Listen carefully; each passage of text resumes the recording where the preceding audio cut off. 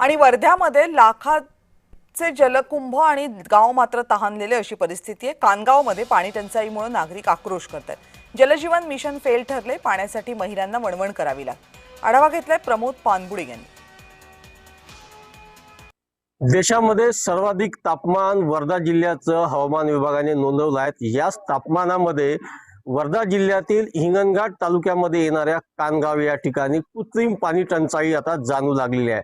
जवळपास 4,500 ते 5,000 लोकवस्तीचं कानगाव गाव, परंतु या गावामध्ये अर्ध्या गावाला पाण्याची भीषण टंचाई जाणवत आहे। काय तुम्हाला पाण्याचा त्रास आहे, काय सांगा? आम्हाला पाण्याचा त्रास आहे। आम्हाला म्हणजे पाणी येतच नाही बिलकुल। दुसरीकडे मोटार लावली तर आमच्याकडे काहीच पाणी येत नाही।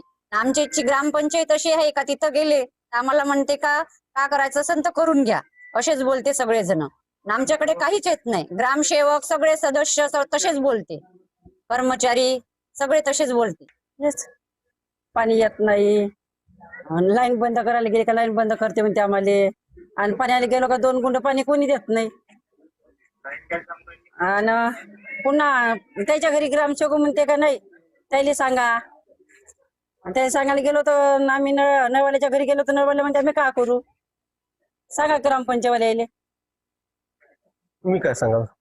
आमच्या घरी येते म्हणा, पण तसं ग्रामपंचायत वाले म्हणते 2 महिने 4 महिने अशीच चालन बा अडचण, पाण्याची पातळी खोल गेली त्यामुळे।